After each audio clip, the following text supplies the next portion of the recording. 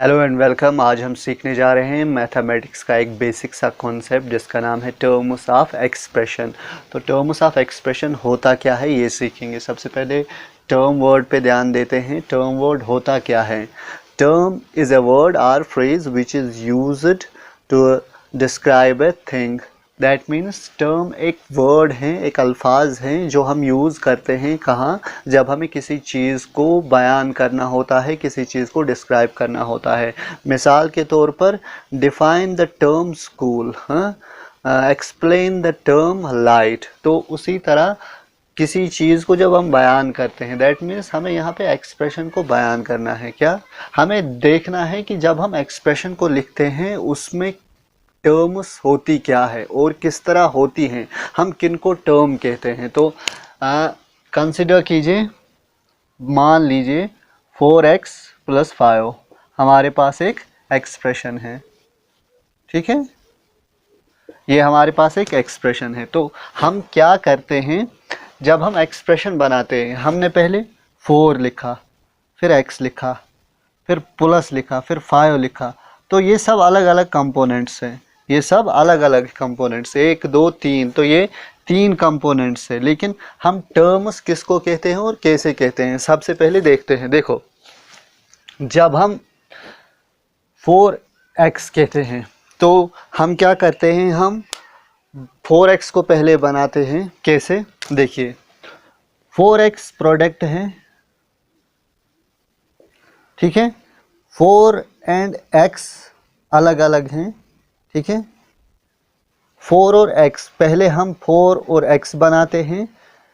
4 and x is a product of 4x, तो यही है 4x, ठीक है। याद रखना 4 एंड x किसका प्रोडक्ट है, 4x का, ठीक है। तो हमने पहले 4x को बनाया, ठीक है। फिर उसके बाद 5 को हम इस 4x के साथ ऐड करेंगे, ठीक है।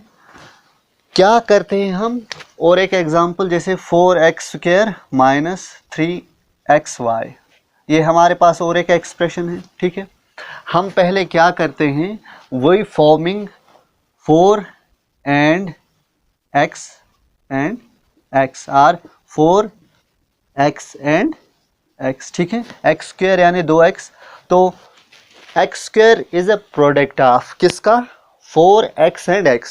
तो पहले हम इसको बनाएंगे, फिर ठीक उसी तरह -3, ठीक है, x and y, -3x and y। जब हम इन दोनों को ऐड करते हैं तो हमारी एक्सप्रेशन बनती है। कैसे, ये हुआ, ये 4x एंड x, ठीक है। ये किसका प्रोडक्ट है, ये है ना 4x² का प्रोडक्ट है, ठीक है। तो उसी तरह -3xy,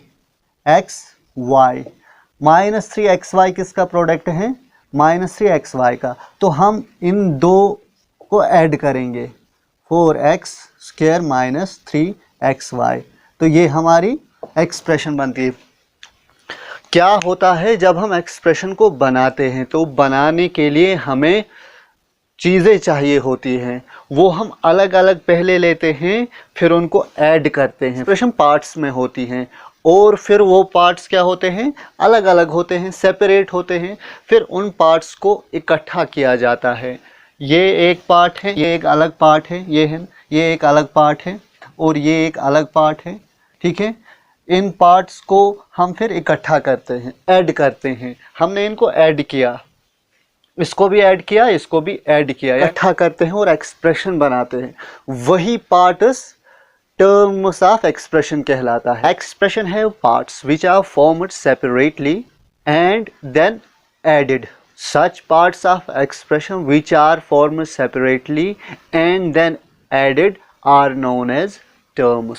तो अब आपको समझ आया होगा कि terms of expression होता क्या है। जब हम एक्सप्रेशन को बनाते हैं उसके जो पार्ट्स होते हैं वो अलग अलग होते हैं, वो सेपरेट होते हैं, या सेपरेट होते हैं, बिल्कुल होते हैं, क्योंकि 4x एक अलग पार्ट है, 5 एक अलग पार्ट है। इन दोनों को मिलाकर हमने एक एक्सप्रेशन फॉर्म की। उसी तरह 4x² एक अलग पार्ट है और -3x एक अलग पार्ट है। अब टर्म्स ऑफ एक्सप्रेशन क्या होती है? जिन पार्ट्स को हम इकट्ठा करते हैं, जो अलग होते हैं, फिर हम उनको इकट्ठा करते हैं और एक्सप्रेशन बनाते हैं, वही पार्ट्स टर्म्स ऑफ एक्सप्रेशन कहलाती हैं। तो एक एक्सप्रेशन में एक टर्म हो सकती है, 2 हो सकती हैं, 3 हो सकती है, 4 हो सकती है, 5 हो सकती हैं और बहुत ज़्यादा भी हो सकती हैं। तो इस वक्त जो हमने 2 एक्सप्रेशन लिखी, अब आप ये बता सकते हैं कि इन एक्सप्रेशंस में कितनी टर्में हैं। 4x एक टर्म है, ठीक है, 5 एक अलग टर्म है, ठीक है, उसी तरह 4x² एक टर्म है एंड माइनस एक टर्म है, 4x एक टर्म है। तो ये एक 2 पार्ट से बनी है, 4 and x, that means 4x is a product of 4x is a product of 4 and x, ठीक है। उसी तरह 5 प्रोडक्ट है 5 का, ठीक है। तो 4x एक टर्म है, 5 एक टर्म है। उसी तरह मैं अगर यहाँ पे लिखूँ 3x plus z plus 9 plus 5xy plus 6 7 minus 3 2, तो आप बता सकते हैं कि इस एक्सप्रेशन में कितनी टर्में हैं? एक टर्म है, फिर उसके बाद ऑपरेशन का साइन है यानी 3x, ये प्रोडक्ट है, 3x प्रोडक्ट है किसका? 3 एंड x का, ठीक है। z प्रोडक्ट है किसका? z का। तो एक टर्म ये हुई, z दूसरी टर्म है, 9 तीसरी टर्म है। 9 किसका प्रोडक्ट है? 9 का ही। अच्छा, टर्म है 5x प्लस वाई, ठीक है, 5x प्लस वाई, क्यों? ये किसका प्रोडक्ट है? 5x प्रोडक्ट है किसका? 5x एंड y का। ये प्रोडक्ट देखो क्या होता है, प्रोडक्ट मतलब जब मैं 5 ऐसे मल्टीप्लाई करूं x multiply y, 5 multiply x multiply y, तो क्या बनेगा? 5xy। दैट मीन्स ये प्रोडक्ट है, 5x प्लस y प्रोडक्ट है किसका? 5x एंड y का, ठीक है। उसी तरह 67 एक टर्म है, वो 5th टर्म ये है, दैट मीन्स 5th टर्म है। उसी तरह 6th टर्म माइनस 32, तो ये टर्म्स कहलाती हैं। हम एक्सप्रेशन के जितने भी पार्ट्स होते हैं उन पार्ट्स को हम टर्म कहते हैं। इतना क्लियर हुआ होगा।